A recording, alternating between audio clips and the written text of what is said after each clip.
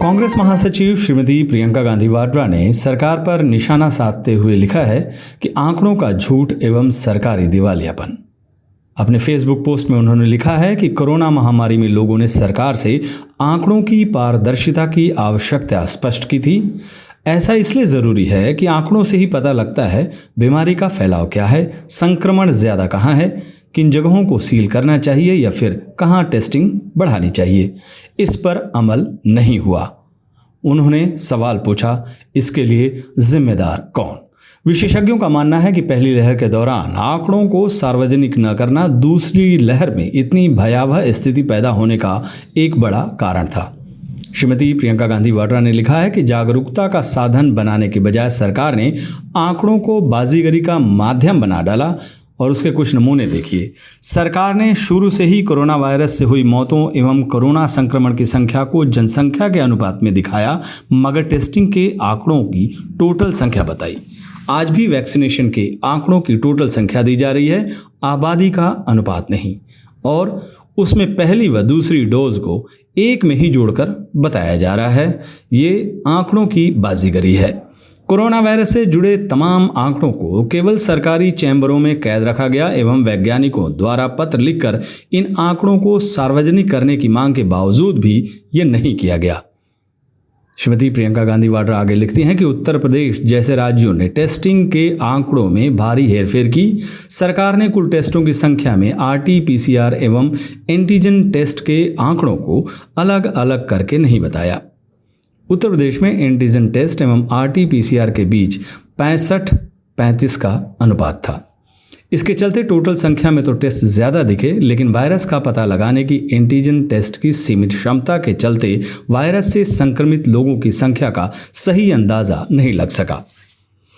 प्रियंका गांधी वाड्रा लिखते हैं कि दिव्य भास्कर अखबार के हिसाब से दूसरी लहर के दौरान गुजरात में 71 दिनों में 1,24,000 मृत्यु प्रमाण पत्र जारी किए, मगर गुजरात सरकार ने मात्र 4,218 कोविड मौतें बताई। गुजरात के 4 शहरों में जारी हुए मृत्यु प्रमाण पत्रों एवं सरकार के हिसाब से कोरोना से हुई मौतों के आंकड़े आप देखिए।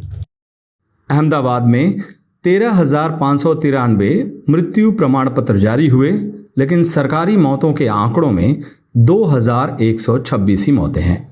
सूरत में 8,851 जारी मृत्यु प्रमाण पत्र हुए, सरकारी मौतों के आंकड़े 1,074। राजकोट में जारी मृत्यु प्रमाण पत्र 10,887 और सरकारी आंकड़े मात्र 208। यही हाल बड़ौदा का है। बड़ौदा में 7,722 जारी मृत्यु प्रमाण पत्र किए गए, लेकिन सरकारी आंकड़े बताए गए 189। खबरों के अनुसार उत्तर प्रदेश के 27 जिलों में लगभग 1100 किलोमीटर की दूरी में गंगा किनारे 2,000 शव मिले। इनको सरकारी रजिस्टर में जगह नहीं मिली। जब प्रयागराज जैसे शहरों में गंगा के किनारे दफनाए गए शव टीवी में आने लगे तो उत्तर प्रदेश सरकार ने तत्काल सफाई अभियान चलाकर कब्रों के निशान मिटाते हुए उन पर पड़ी चादरें उतरवा ली। श्रीमती प्रियंका गांधी वाड्रा ने कहा कि मृतदेहों से अंतिम संस्कार की निशानी को भी कैसे छीना गया, इसे पूरे देश ने देखा।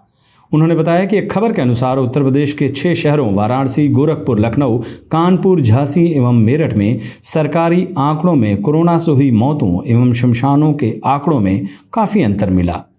30 मई और 5 मई के बीच बनारस के जो सरकारी आंकड़े हैं वो है 73, जबकि शमशान और कब्रिस्तान के आंकड़े 413। गोरखपुर में 25 अप्रैल और 5 मई के बीच सरकारी मृत्यु आंकड़ा 28 दिखाया गया, जबकि शमशान और कब्रिस्तान का आंकड़ा 626। इसी तरह लखनऊ में 25 अप्रैल से लेकर 5 मई के बीच जो मौतों का सरकारी आंकड़ा रहा वो 316 दिखाया गया, जबकि शमशान और कब्रिस्तान में कुल मौतें 1,375 दर्शाया गया है।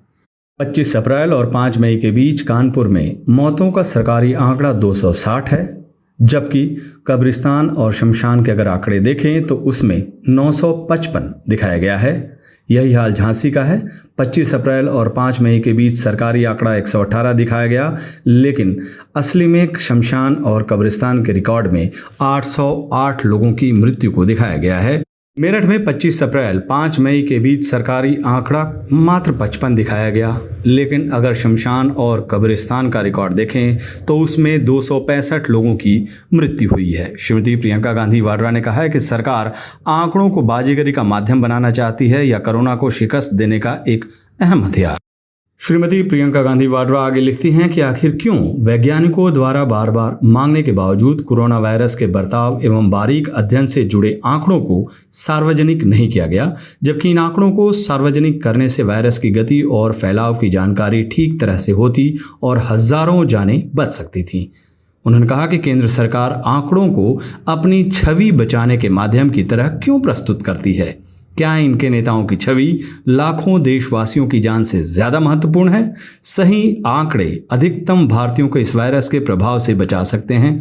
आखिर क्यों सरकार ने आंकड़ों का प्रोपेगेंडा का माध्यम बनाया, न कि प्रोटेक्शन का?